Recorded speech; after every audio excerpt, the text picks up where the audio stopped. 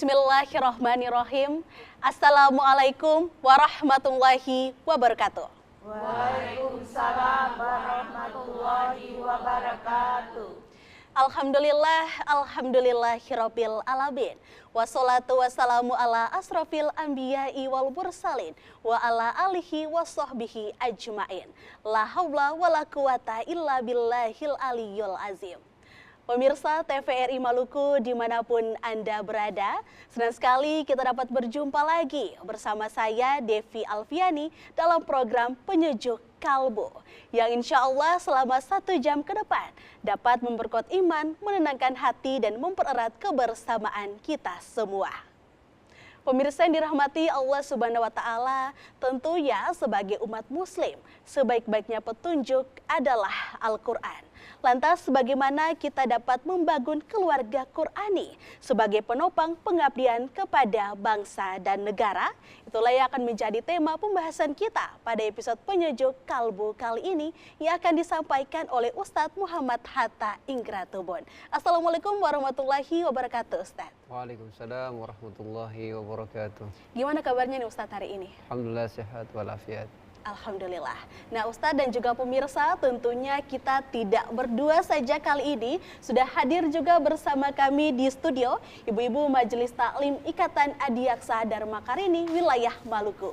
Assalamualaikum warahmatullahi wabarakatuh Ibu-Ibu. Waalaikumsalam warahmatullahi wabarakatuh. Gimana nih kabarnya Ibu-Ibu, sehat? Alhamdulillah sehat. Alhamdulillahirabbil alamin. Dan ibu-ibu dan juga pemirsa sekalian, tentunya kita harus mengetahui dulu ya Ustadz bagaimana makna dari keluarga Qurani itu sendiri menurut Islam. Silahkan Ustadz.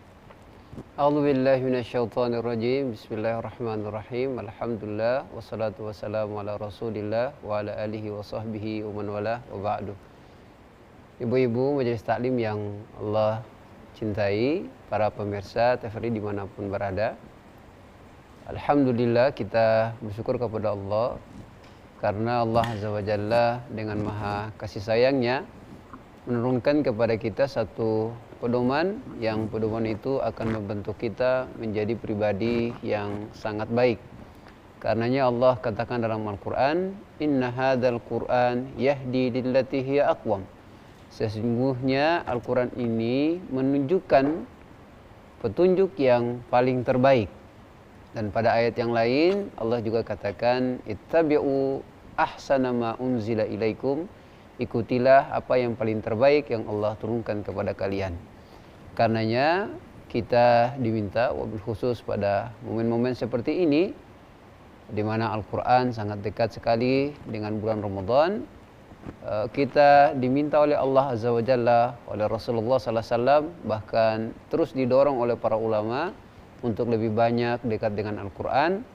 Karena dengan membacanya, mentelaah Al-Quran, ia akan menghasilkan begitu banyak karakter-karakter yang sangat dahsyat, sebagaimana karakter-karakter ini yang pernah kemudian merubah satu kaum, yang kaum itu secara SDM-nya sangat rendah sekali, sebab mereka berada pada zaman yang disebut dengan zaman jahiliyah, dan mereka sendiri disebut dengan kaum yang ummi, yang tidak bisa baca dan tidak bisa tulis.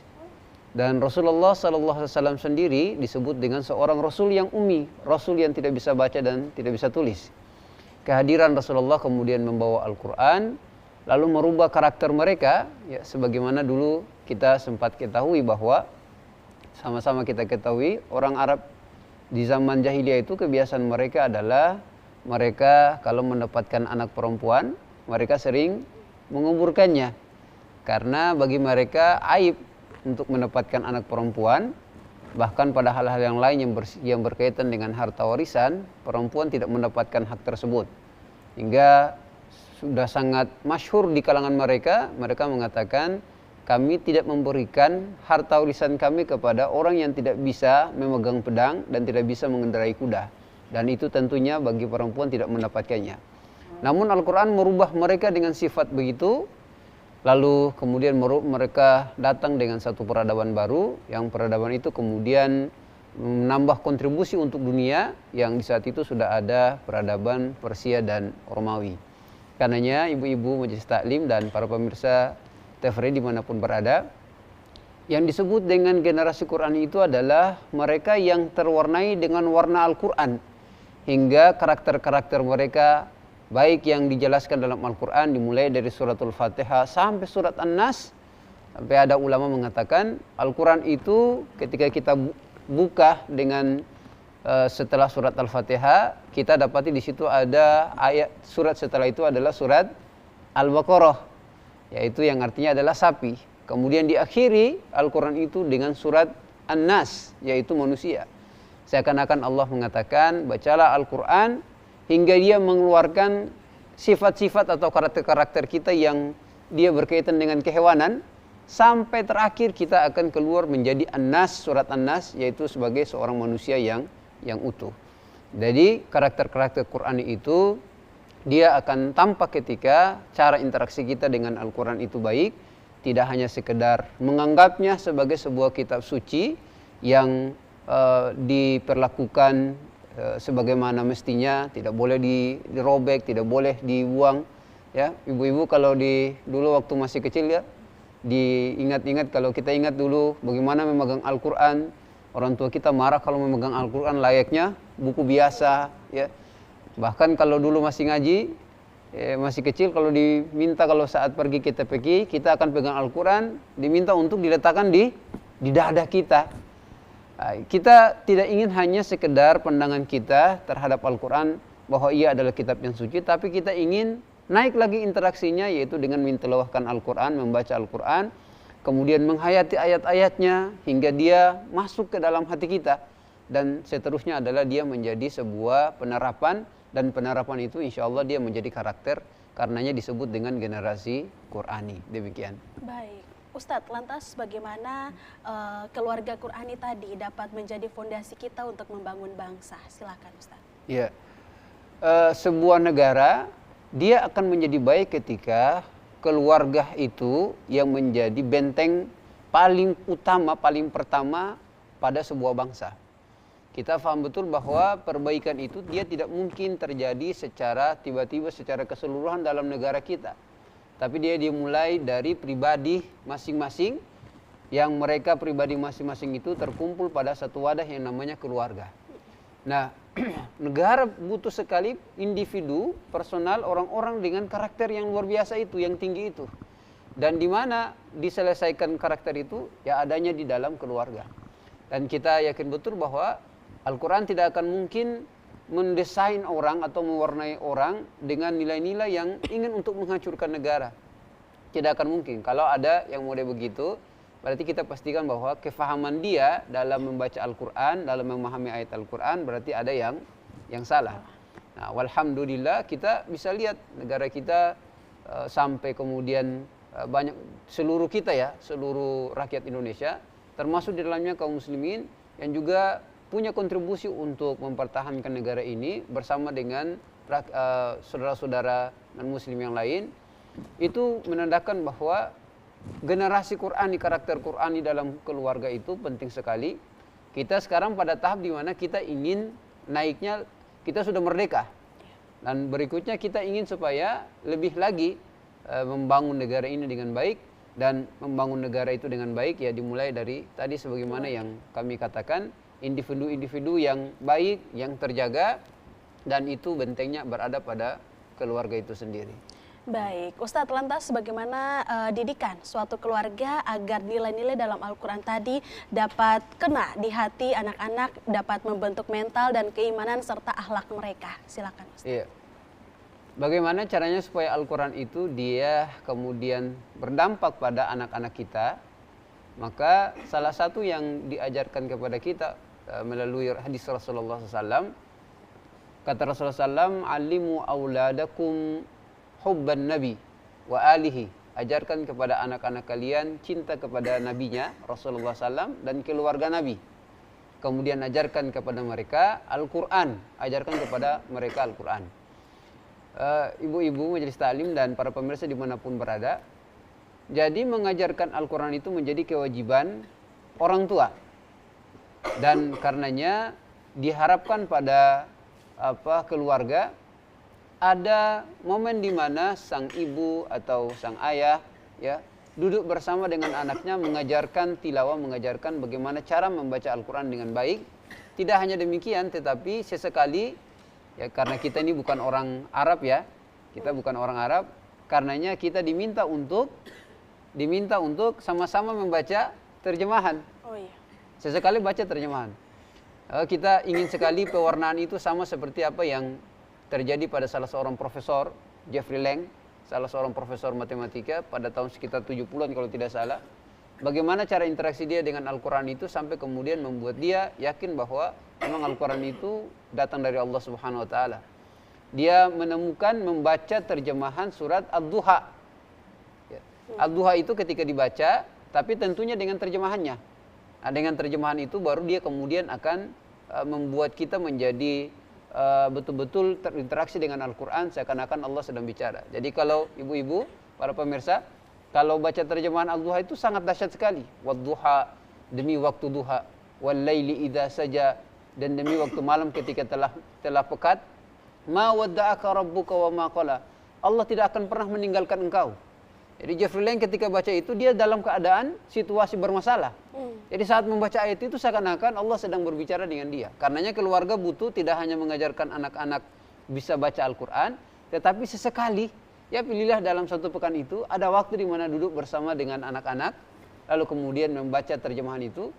Kemudian sebisa mungkin orang tua mengambil satu dari makna dari ayat Al-Quran itu, lalu kemudian menyampaikan kepada anaknya bagaimana Allah tidak akan pernah meninggalkan kita, sebagaimana Rasulullah SAW dulu pernah mendapatkan masalah dan ayat ini turun dan kemudian Rasulullah hatinya menjadi lapang dikarenakan Allah katakan ma wadda'aka rabbuka wa ma qala. Allah tidak akan pernah meninggalkan engkau, walal akhiratu khairul laka minal ula, dan sungguh akhirat itu lebih baik bagimu daripada dunia ini.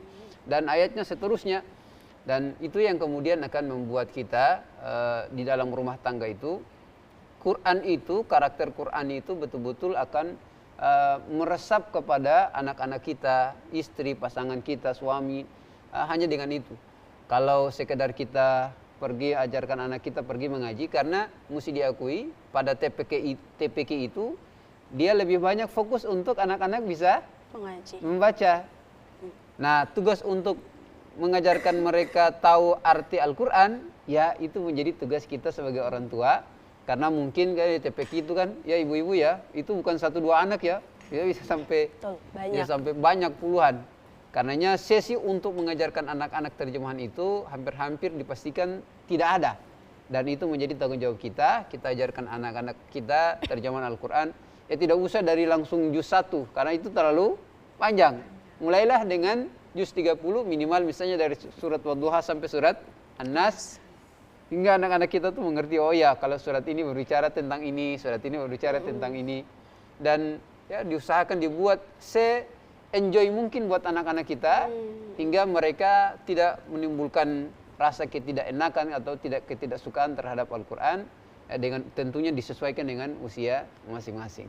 Baik, nah Ustadz dan juga pemirsa dan ibu-ibu majelis taklim sekalian, tentunya ini ibu-ibu semuanya ya yang di rumah punya buah hati putra-putrinya. Nah, boleh Ustadz diberikan tips bagaimana kita bisa menanamkan nilai-nilai tidak hanya membaca tapi juga mengamalkan Al-Quran dengan terjemahannya tadi kepada anak-anak kita di rumah. Boleh silakan Ustadz.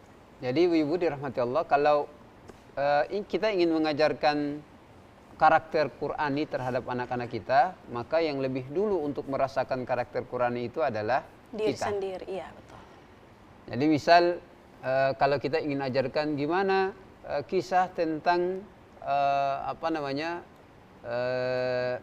Ashabul Fil, kita misalnya membaca surat Al-Fil, alam tara kaifa fa'ala rabbuka bi ashabil fil, sudahkah kalian melihat bagaimana Allah memberikan balasan kepada memperlakukan orang-orang yang masuk dalam Ashabul Fil.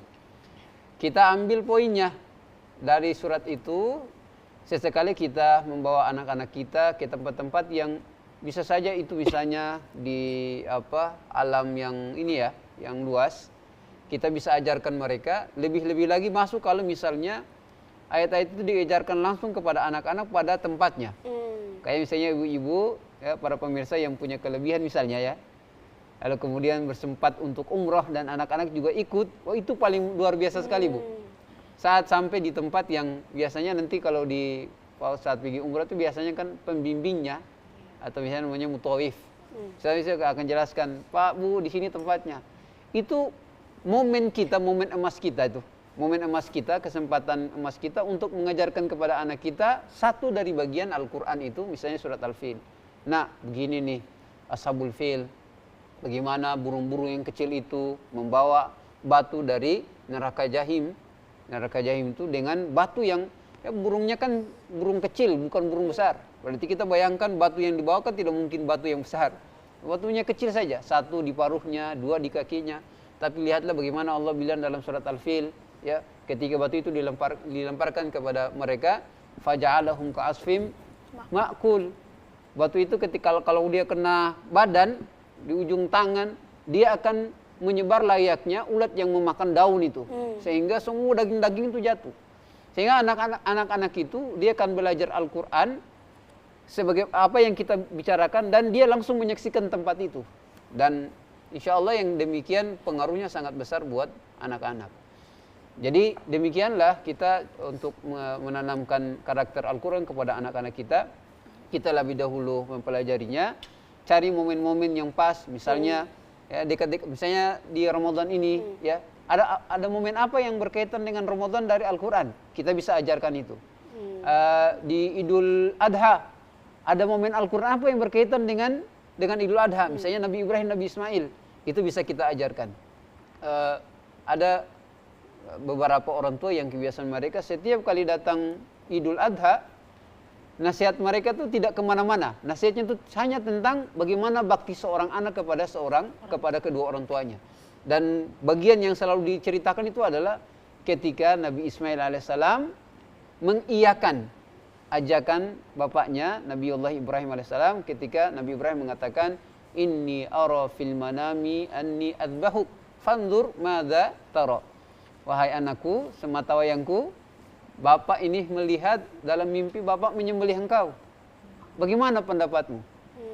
Jawaban Nabi Ismail ya, itu dahsyat sekali. Qala ya abatif'al, wahai ayahku yang tercinta, lakukan apa yang Allah perintahkan itu. Satajiduni insyaallahu minal syakirin. Engkau akan mendapatkan saya dari termasuk orang-orang yang as-sabirin, orang-orang yang bersabar. Demikian beberapa hal yang kemudian akan membuat kita akan semakin mudah mengajarkan karakter Al-Quran itu kepada anak-anak kita. Baik, ditahan dulu nih Ustadz, karena kita akan bertanya nih kepada ibu-ibu sekalian, apakah yang ingin melontarkan pertanyaan kepada Ustadz, kami persilahkan. Baik, ada ibu-ibu?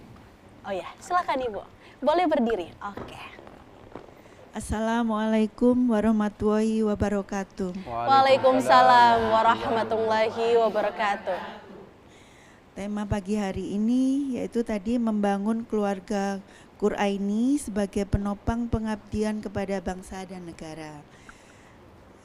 Izin Pak Ustadz, perkenalkan nama saya Yuyun Rudi Irmawan dari Majelis Ikatan Adiaksa dan Makarini Wilayah Maluku.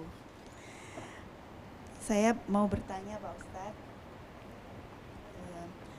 bagaimana cara menjaga keharmonisan dan ketenangan keluarga agar tetap menjadi sumber kekuatan moral dalam menjalankan amanah pekerjaan? Demikian Pak Ustadz pertanyaan dari saya. Wassalamualaikum warahmatullahi wabarakatuh. Waalaikumsalam warahmatullahi wabarakatuh. Baik, terima kasih Bu Yuyun. Nah, bagaimana Ustadz kita dapat menjaga keimanan dan juga ketenangan dalam keluarga sehingga menjadi sumber kekuatan moral dalam mendukung pekerjaan kita? Silahkan Ustadz. Iya. Soal keharmonisan ini kita paham betul ibu-ibu dan para pemirsa TVRI dimanapun berada. Keharmonisan dalam Islam itu tidak hanya soal fisik kita yang berdekatan, tetapi yang diminta juga adalah hati kita yang menyatu. Dan dasar untuk menyatukan hati kita itu dalam Islam, Allah menginginkan agar dasar yang menyatukan hati kita itu adalah mesti sesuatu yang kokoh. Dia bukan sesuatu yang bersifat semu atau temporal, sementara, tapi dia mesti menjadi sesuatu yang sangat kuat. Dan itu yang dimaksudkan oleh Rasulullah SAW adalah cinta dikarenakan Allah Subhanahu Wa Taala. Jadi antara suami dan istri, mereka bertemu dalam payung pernikahan itu, ikatan pernikahan itu bukan karena soal hal-hal yang bersifat duniawi, meskipun Islam tahu betul hal-hal yang bersifat duniawi itu sangat membantu, ya. Paras yang cantik, paras yang ganteng itu membantu. Tetapi ada hal yang paling terpenting itu adalah ketika mereka menyatu itu dikarenakan niat mereka ingin menghamba kepada Allah Subhanahu Wa Taala. Kalau ini sudah ada, lalu kemudian setelah itu misalnya ada anak-anak mereka, kemudian suami yang kemudian sudah beraktivitas di kantor dan lain sebagainya, itu akan menjadi penguat. Karena kita tidak punya satu hal yang bisa mengontrol diri kita kecuali nilai-nilai ukhrawi, nilai-nilai akhirat tadi, nilai-nilai yang kemudian diisi dengan ketuhanan tadi, barulah bisa mengontrol setiap pasangan dari kita. Dan insya Allah kalau sudah antara suami dan istri itu benar-benar keimanan mereka baik, sudah dipastikan bahwa istri akan mendukung suami dalam kerja-kerja dia. Masya Allah. Jadi istri akan percaya terhadap suami dalam aktivitas dia di luar, dan ibu-ibu, suami itu akan semakin baik kerjanya di luar ketika dapat support dari istri. Karena kata mereka ya, ibu-ibu, ruhnya rumah berada di siapa, Bu? Istri. Istri. Jadi kalau bapak-bapak itu kalau keluar rumah, istri ada di rumah tuh aman. Tapi kalau gantian, ibu-ibu yang keluar, bapak-bapak di rumah, rumahnya kesulitan. Jadi karenanya itu, ketika ibu kemudian suami klop di soal keimanan mereka, ibu memberikan support, percaya terhadap suami yang kemudian beraktivitas di luar, suami juga percaya kepada istri untuk menangani rumahnya, mengatur rumahnya, mengelola manage keuangan dan lain sebagainya. Itu sangat membantu sekali produktifnya suami ketika bekerja di luar. Atau misalnya kalau istrinya juga kerja, itu akan mendukung istrinya juga untuk produktif di luar. Yang demikian itu akan sangat membantu negara kita ini ketika antara satu dan lain saling support untuk produktif. Dan yang paling berbahaya itu ketika misalnya istri tidak support suami. Ya, ibu-ibu, laki-laki itu kalau misalnya dia kerja di kantor terlihat gagah sekali.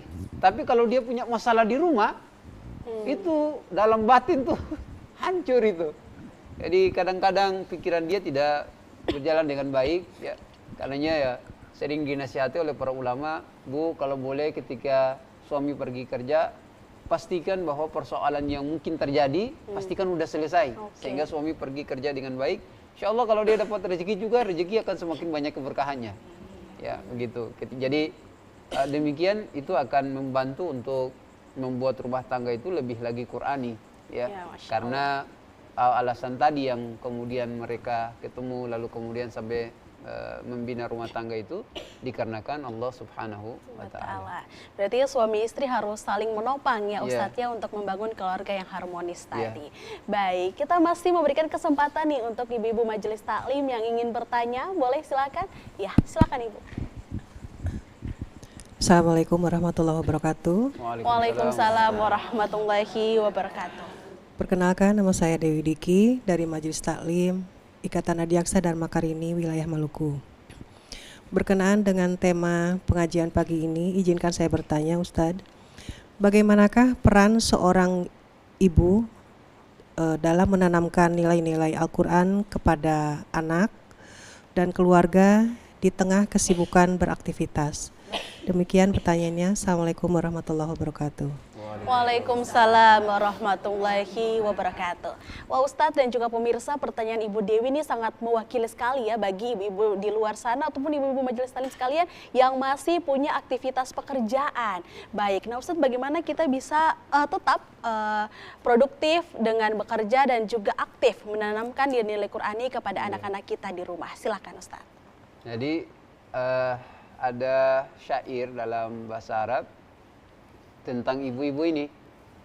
Kata mereka, al-ummu madrasatun.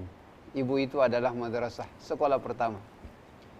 jika idza a'adattaha, jika kalian menyiapkan dia dengan baik, a'adatta sya'b thayyibul a'raq, kalian akan menyiapkan generasi bangsa yang luar biasa. Masya Allah. Jadi generasi ini akan jadi tangguh dan luar biasa, itu dikarenakan ibu-ibu mereka. Ibu-ibu dan para pemirsa yang dirahmati Allah, karenanya memang Quran itu, nilai-nilai Al-Quran itu, dia sangat memungkinkan diajarkan oleh seorang ibu. Bukan berarti bahwa laki-laki tidak ya. Memang dalam hal ini ya ibu-ibu, kita Indonesia ini di soal fatherless. Betul. Itu urutan keempat, Bu. Di dunia ya Ustaz? Di dunia. Iya. Di dunia ini, kita Indonesia ini fatherless, ya, maksudnya keluarga yang kehilangan sosok ayah. Ada ayahnya, Tapi dia peranannya. Peranannya tuh dia hilang. Kita tuh di dunia urutan keempat.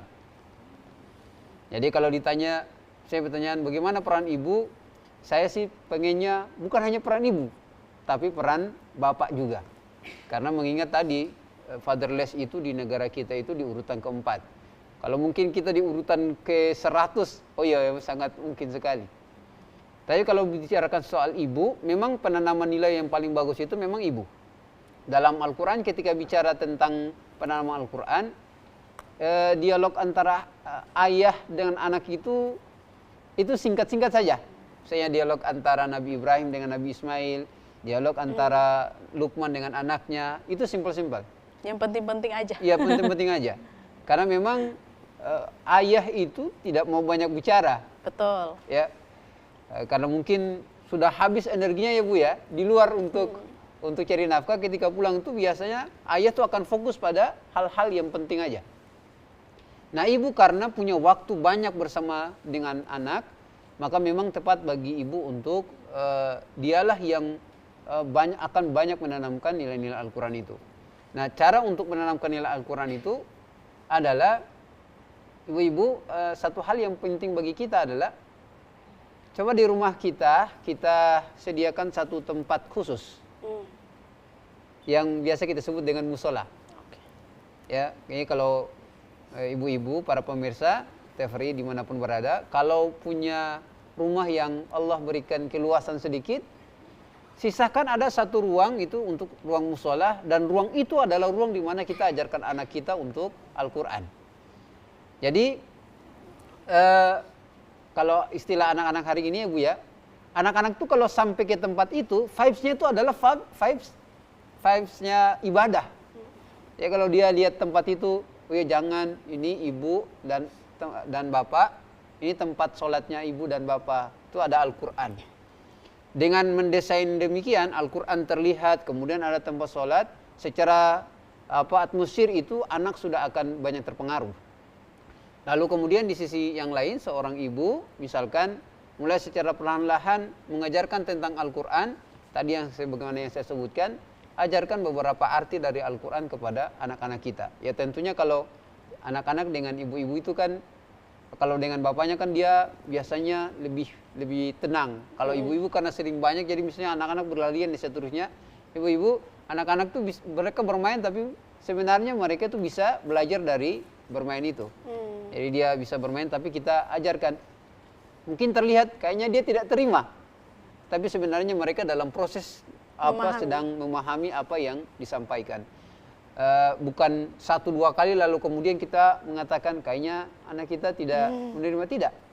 Ini adalah proses pendidikan itu, atau yang dalam bahasa Arab disebut dengan tarbiyah, pendidikan, itu adalah proses pengulangan.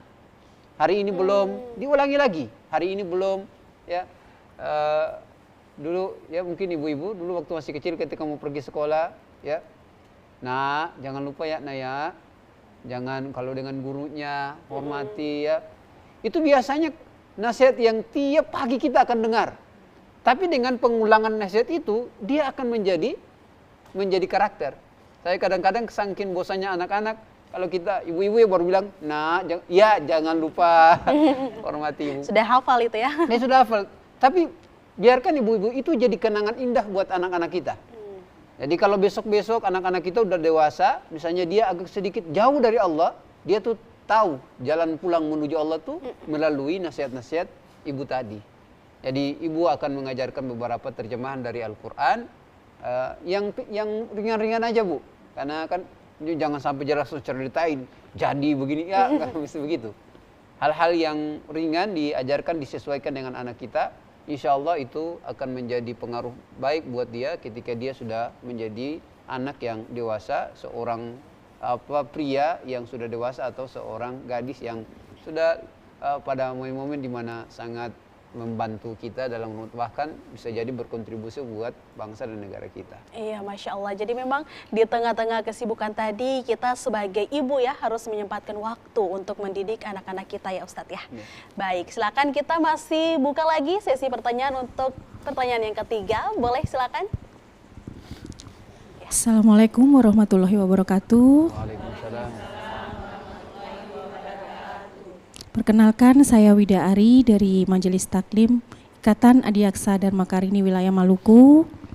Mohon izin bertanya kepada Ustadz sesuai dengan tema kita hari ini, nilai-nilai apa yang paling penting dalam Al-Quran yang harusnya kita terapkan untuk mewujudkan keluarga yang jujur, disiplin, dan berintegrasi. Demikian Ustadz, wassalamualaikum warahmatullahi wabarakatuh. Waalaikumsalam warahmatullahi wabarakatuh. Baik, Ibu Wida, terima kasih. Nah Ustadz, bagaimana nih, nilai apa saja nih Ustadz yang ada dalam Al-Quran yang bisa kita terapkan, khususnya untuk anak-anak kita ya, agar menjadi pribadi yang jujur, disiplin, dan berintegritas. Silahkan Ustadz. Ada satu cerita tentang salah seorang ulama. Jadi bapaknya sudah meninggal. Dan figur ayah itu digantikan oleh pamannya.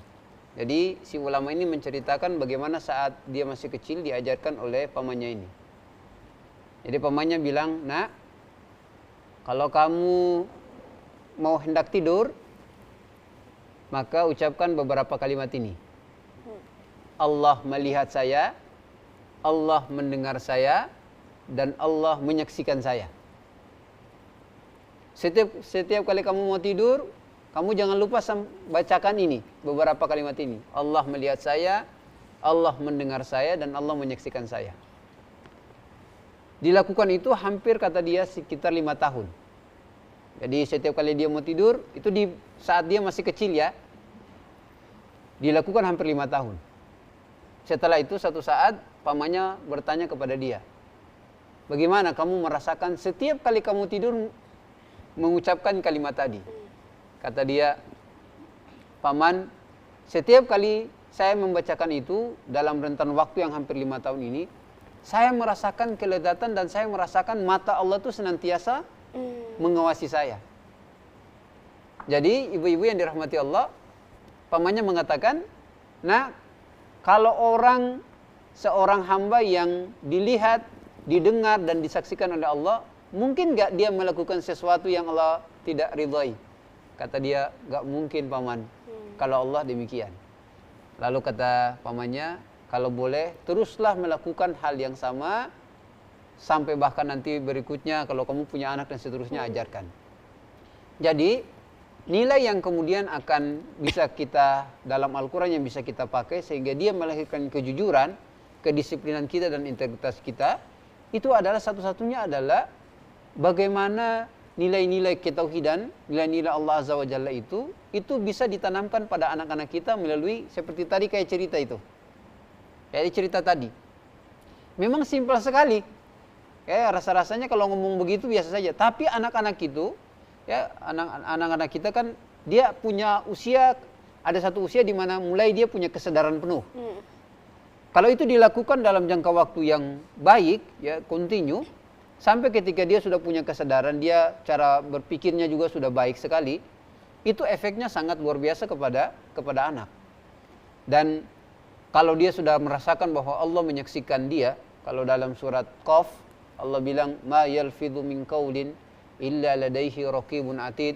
Tidak ada seorang yang mengucapkan satu kata, ya, entah itu ih, ya, dari lisan kita kecuali ada malaikat yang senantiasa menuliskan itu, kalimat ih dan dan seterusnya.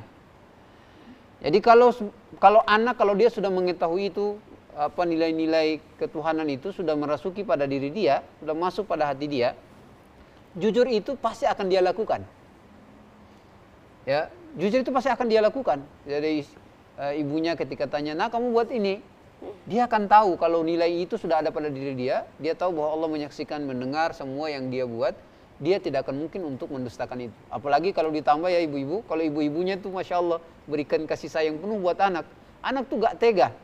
Dia gak tega untuk, kalau dia mau misalnya mau berbohong, dia gak mau karena nanti kehilangan kepercayaan dari ibu. Jadi karena misalnya kalau kasih sayang itu, anak itu ya sudahlah, gak apa-apa. Meskipun dia tahu kalau dia misalnya dia berbohong, dia akan mengecewakan sekali ibunya. Tapi karena dia tahu ibunya punya kasih sayang, ya saya akan memperbaiki lah. Jadi sifat jujur itu akan ada kalau nilai-nilai Allah, nilai-nilai ketuhanan, ketauhidan itu benar-benar merasuki pada diri dia. Itu insya Allah anak akan jujur. Kedisiplinan dia juga akan hadir di situ.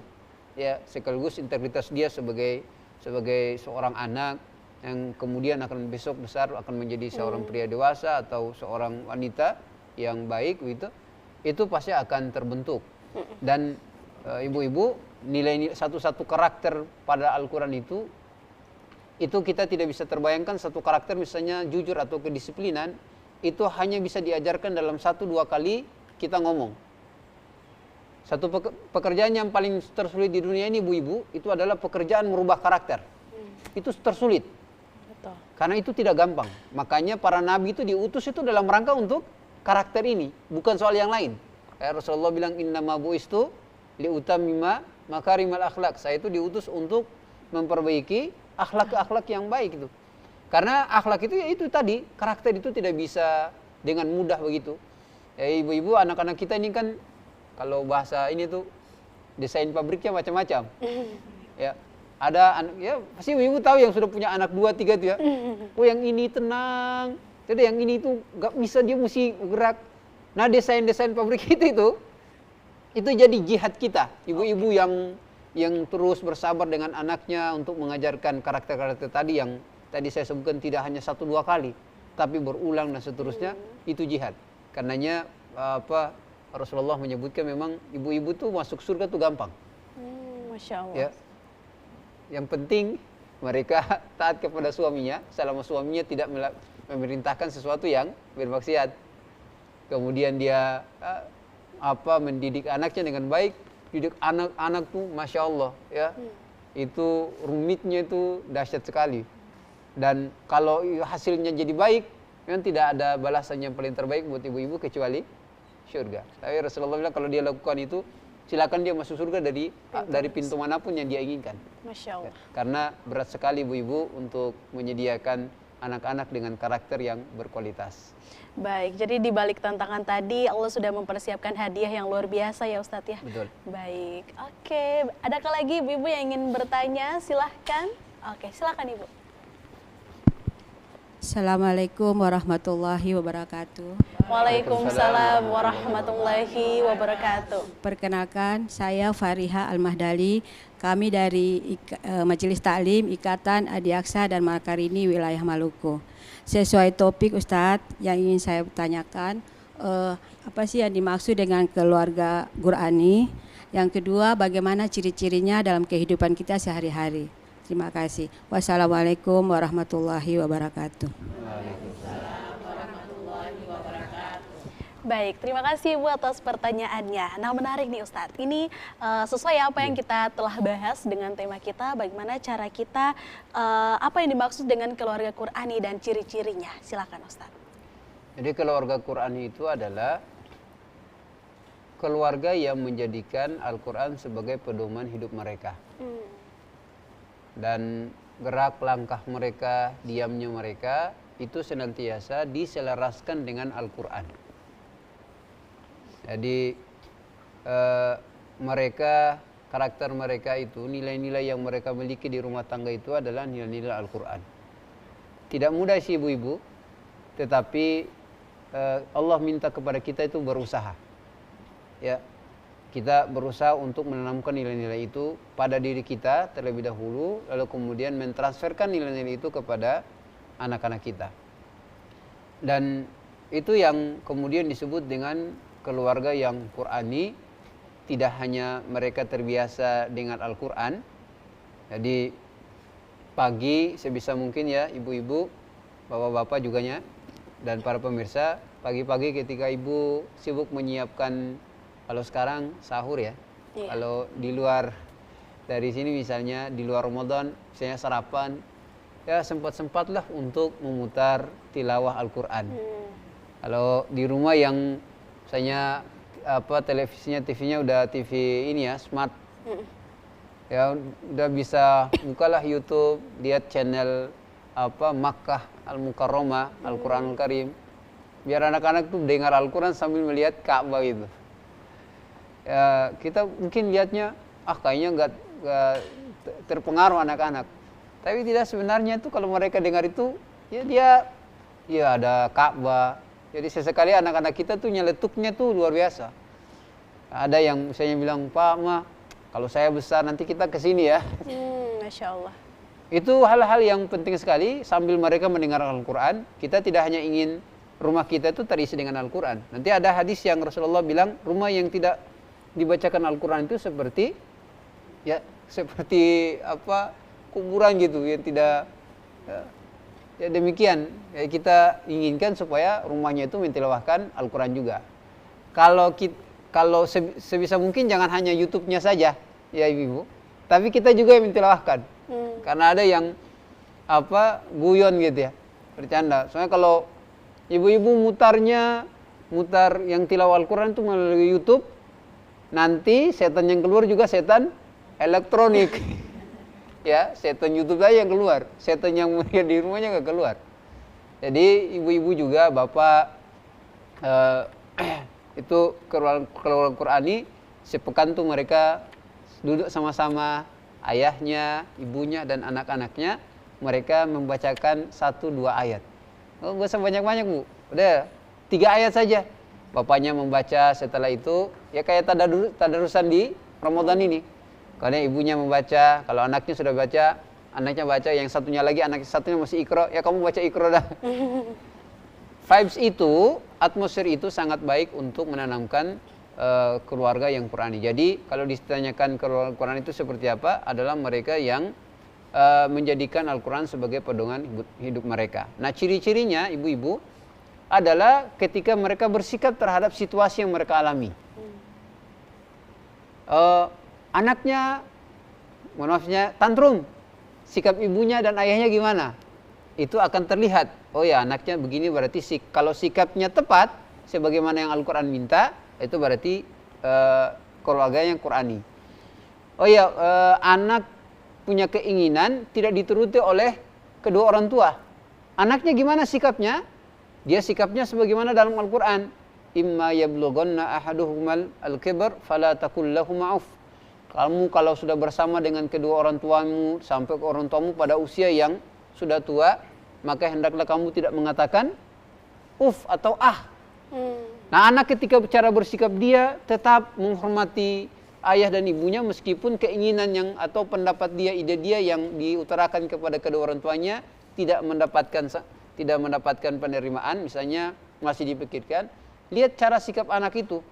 Kalau anaknya sikapnya misalnya dia membantah dan memberontak, itu berarti dia belum memiliki ciri-ciri Qur'ani bagaimana interaksi seorang anak dengan kedua orang tuanya. Suami juga begitu, istri pun demikian. Jadi akan tampak ketika cara kita bersikap terhadap semua situasi yang ada di kita. Baik situasi senang, bukan hanya susah aja. Situasi ketika kita senang, gimana cara interaksinya saat kita senang? Saat kita susah, gimana caranya saat susah? Interaksi dengan orang yang muda, interaksi dengan orang tua, tetangga dan seterusnya, akan terlihat semua ciri-ciri itu ketika kita bersikap dengan situasi yang ada. Baik, berarti bagaimana cara kita berhasil mendidik anak-anak kita akan ditunjukkan dengan sikap mereka ya Ustadz. Betul. Ya. Baik. Karena hanya itu yang bisa kita lihat. Ya. Kalau di dalam hatinya kita nggak tahu. Cara bersikap dia itu yang kemudian kita akan bisa mengukur. Oh, kalau cara dia bersikap begini berarti apa yang kita tanamkan dari nilai Al-Quran itu sepertinya sudah sudah tepat, sudah tertanam pada diri dia. Oke, berarti bagaimana kita membentuk akhlak kita dan Betul. juga anak-anak terkait dengan nilai Qur'ani tadi. Betul. Baik, luar biasa. Nah, masih ada lagi ibu-ibu majelis taklim yang ingin bertanya. Baik, kami persilakan. Assalamualaikum warahmatullahi wabarakatuh. Waalaikumsalam warahmatullahi wabarakatuh. Perkenalkan Ustadz, nama saya Vivin Indra dari Majelis Taklim Ikatan Adiaksa Dharma Karini Wilayah Maluku.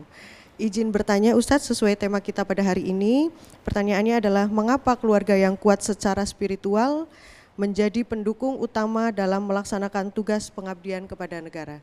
Sekian Ustadz, terima kasih. Wassalamualaikum warahmatullahi wabarakatuh. Waalaikumsalam warahmatullahi wabarakatuh. Baik, terima kasih Bu Vivin atas pertanyaannya. Nah, bagaimana nih Ustadz, mengapa keluarga yang kuat secara spiritual dan iman menjadi fondasi utama bagi bangsa dan negara? Silakan. Iya. Ibu-ibu majelis taklim yang Allah cintai dan para pemirsa, kita itu tidak hanya terbentuk dalam satu unsur saja. Kita itu bukan hanya soal jasad kita, tubuh kita, atau akal yang kita miliki, tapi kita ini ada satu unsur yang mesti kita penuhi juga, yaitu unsur spiritual kita, atau dalam bahasa Arab disebut dengan ruhiyah, ruhnya kita. Ketimpangan dalam mengisi tiga ini itu akan menghasilkan sesuatu yang akan tampak pada kehidupan kita, ada ketimpangan.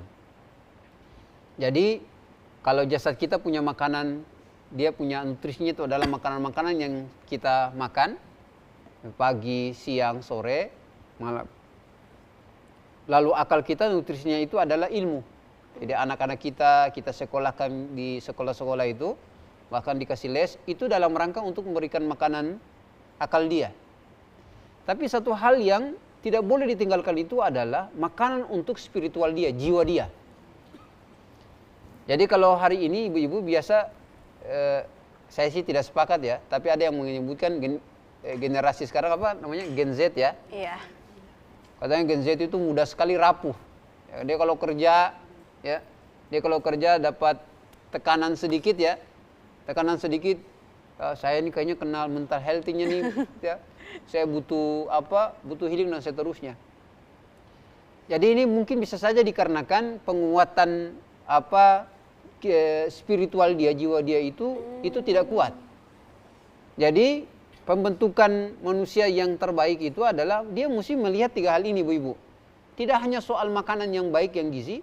Kalau dalam Al-Quran menjelaskan itu, kulu mimma fil ardi halalan thayyibah. Kalian makan dari bumi ini apa yang halal dan thayyibah. Halal itu makannya halal, thayyibah itu adalah bergizi. Ya Rasulullah, nanti kalau ibu-ibu boleh lihat bagaimana cara Rasulullah SAW, pola makan Rasulullah SAW. Nanti ada buku-buku yang menjelaskan Rasulullah tuh makan tuh gimana. Kalau udah masuk malam tuh Rasulullah gak lagi makan berat. Karena malam itu biasanya Rasulullah, ya, pola itu kita bisa belajar di situ. Yang berikutnya adalah makanan akal kita. Ya, ada banyak ayat yang meminta kita untuk belajar. Jadi belajar itu bukan sekedar hanya untuk mendapat gaji, tapi bagi seorang muslim itu belajar itu adalah sistem kehidupan seorang muslim. Satu hari kalau dia gak dapat ilmu, itu sebenarnya dia merusak sistem kehidupan dia sebagai seorang muslim. Ya, makanya ada ulama mengatakan tidak ada hari yang paling saya sesalkan di mana hari itu terbit matahari dan terbenamnya matahari dan saya tidak bertambah ilmu satu. Itu hari yang paling saya sesalkan. Ya, kita minta tiap hari itu, Rabbi zidni ilma, ya Allah tambahkan kepadaku ilmu. Dan yang ketiga adalah sisi spiritual tadi. Ibu-ibu dirahmati Allah, ada banyak cerita tentang hal-hal begini. Yang mental health ini itu karena sisi spiritualnya tidak kuat. Ada salah satu teman yang sekolah di Jepang, dia bilang di Jepang itu orang bunuh diri sangat mudah. Pada alasan-alasan yang bagi hari ini bagi orang Indonesia kayaknya alasannya tuh sangat sepele. Ya sepele sekali. Dia cerita di waktu dia belajar S2, ada anak SD 6 orang. Mereka bunuh diri. Alasannya kenapa, Bu? Karena sepanjang liburan panjang mereka itu, mereka punya tugas dan besoknya mau sekolah, tugas itu mereka tidak selesaikan. Jadi dia rasa kalau Kalau masuk dia gak kerja nanti malu, kemudian dengan ibu gurunya seterusnya. Ya sudah 6 orang itu bikin kesepakatan mereka bunuh diri. Nauzubillah min dzalik. Ada lagi kata dia, saya punya teman di kampus kata dia, itu kita malam-malam dia lompat dari lantai 3. Saya tanya, kenapa dia lompat? Dia cuma tidak mendapatkan judul untuk skripsi dia. Ya kalau di Indonesia itu biasa saja itu. Tapi ini karena soal kejiwaan. Jadi kita tumbuh disiram dengan seluruh materi yang luar biasa. Kehidupan kita ini materinya luar biasa, kecanggihan dan seterusnya. Tapi satu hal yang kosong itu adalah ruhnya itu. Jadi orang bisa terlihat fisiknya bagus, ya penampilannya baik, tapi dari sisi kejiwaannya itu kosong. Jadi, itu yang paling berbahaya. Nah karenanya kenapa sampai sisi spiritual itu penting diisi untuk demi membangun bangsa ini? Karena kalau seluruh kita rakyat Indonesia ini, orang tuh hanya fokus pada 2 hal tadi, fisiknya dan akalnya, itu akan rusak nanti secara mental kayak tadi. Dan soal kemenangan itu bukan hanya soal ini ya, tapi ini soal di mana kejiwaan itu kuat. Ketika kejiwaannya, pribadinya kuat, insya Allah ya, itu akan sangat membantu negara kita, bangsa kita ini menjadi bangsa yang kuat. Baik, luar biasa. Ustadz silakan, kita masih kasih kesempatan pertanyaan terakhir. Boleh, silakan. Assalamualaikum warahmatullahi wabarakatuh. Waalaikumsalam warahmatullahi wabarakatuh. Ustadz, perkenalkan nama saya Ferawati Hakim. Saya ingin bertanya terkait tema kita pada hari ini, Pak Ustadz. Apa langkah praktis yang bisa dilakukan oleh ibu-ibu majelis taklim untuk membangun lingkungan keluarga yang religius sekaligus peduli terhadap masyarakat dan bangsa? Terima kasih Pak Ustadz. Assalamualaikum warahmatullahi wabarakatuh. Waalaikumsalam warahmatullahi wabarakatuh. Bagaimana kita bisa membangun lingkungan yang religius ya Ustadz? Boleh ini dijawab pertanyaannya dirangkai dengan closing statement-nya Ustadz, silakan. Baik. Ibu-ibu dirahmati Allah, kata para ulama kita untuk membentuk lingkungan kita yang baik itu, kata mereka ketika mau tinggal, kata mereka ad-dar qoblal Ajar qobaladar. Perhatikan dulu siapa yang menjadi tetangga kita sebelum membangun rumah. Karena kita ini nanti besok-besok ketika, atau bahkan sekarang kita sudah punya anak kita tuh tidak akan ansih tinggal aja di dalam rumah. Tapi dia pasti akan keluar, akan bermain dengan anak-anak tetangga kita. Karenanya ulama kita nasihati, ingat aljar itu tetangga sebelum rumah kita. Itu penting. Jadi kalau di luar itu kita pastikan bahwa lingkungan kita juga adalah lingkungan yang kondusif untuk mendidik, membuat karakter anak kita ini menjadi baik. Yang kedua adalah ibu-ibu, tadi sempat sedikit saya jelaskan, kondisikan di rumah kita itu kondisi sisi nuansa Islamnya itu ada, nuansa ibadahnya itu ada. Dengan tadi membuat satu bagian dari rumah kita itu khusus untuk sholat, karena atmosfer itu penting sekali. Kalau Rasulullah SAW minta kepada kita, buatlah sebagian sholat kita tidak hanya diambil oleh masjid. Ya, kita kalau di masjid kan kita sholat sunnah dan seterusnya, tapi kita diminta juga letakkan sebagian sholat kita itu adanya di rumah juga. Sehingga anak-anak kita juga mereka akan melihat ayah dan ibunya juga sholat dan seterusnya. Dan itu akan memberikan pengaruh besar kepada anak-anak, hingga sisi spiritual mereka, sisi jiwa mereka juga itu akan terisi dengan nilai-nilai tadi. Nah, berikutnya kekompakan antara suami dan istri sekaligus dengan anak-anak. Buatlah kegiatan-kegiatan yang misalnya seperti safari, keagamaan, entah ke masjid mana. Kalau ada tempat-tempat yang nilai-nilai bersejarah, yang islami, bolehlah membawa anak-anak itu sehingga mereka benar-benar sisi Qur'ani dan sisi Islam itu betul-betul kental dengan mereka. Ibu-ibu dirahmati Allah, saya kira itu yang saya ingin jelaskan di pertanyaan terakhir. Dan soal Qur'ani ini saya ingin menutup penjelasan saya ini dengan mengatakan tidak ada ruginya ibu-ibu ketika kita berinteraksi dengan Al-Quran. Tidak akan pernah rugi. Satu ayat atau bahkan satu huruf yang kita lantunkan oleh lisan kita, didengar oleh suami kita atau pasangan kita, atau bahkan didengar oleh anak-anak kita, mungkin bagi kita tidak terlihat pengaruhnya. Tapi demi Allah, setiap ayat-ayat yang kita lantunkan itu Allah berikan pengaruh besar buat mereka yang mendengar. Jadi kita jangan sampai menyepelekan kebaikan-kebaikan ini. Rasulullah SAW mengajarkan, la tahtakiranna bima'rufin. Jangan pernah menyepelekan kebaikan sekecil apapun. Meskipun hanya ngomong kepada anaknya, nak ayo kita baca Al-Quran. Insya Allah ayat-ayat yang ibu tilawahkan itu jadi kenangan indah buat anak-anak. Dia menjadi penguat buat suami ketika di luar. Dia tahu bahwa ada istrinya yang tidak hanya menguatkan dari sisi pelayanan secara fisik ya, menyiapkan makanan dan sebagainya, tapi ada juga istri yang menguatkan suaminya dari sisi spiritualnya, penguatannya, bagaimana ia membuat rumahnya hingga nyaman ketika suaminya balik, dan itu menguatkan dia. Saya kira ini saja yang bisa saya sampaikan. Wallahu a'lam bishawab. Baik, terima kasih Ustadz, pemirsa di rumah dan juga ibu-ibu Majelis Taklim Ikatan Adiaksa Dharma Karini wilayah Maluku. Tidak terasa kita sudah 1 jam lamanya nih menemani pemirsa dalam program Penyejuk Kalbu. Semoga apa yang disampaikan oleh Ustadz Hatta hari ini dapat diambil pelajarannya, dapat menyejukkan hati kita semua, memperkuat iman dan mempererat kebersamaan kita, serta menguatkan kita ya, peranan kita dalam menopang, membangun keluarga Qurani sebagai pengembangan bangsa dan negara ini. Akhir kata pemirsa, saya ucapkan wabillahi taufik wal hidayah. Wassalamualaikum warahmatullahi wabarakatuh. Waalaikumsalam warahmatullahi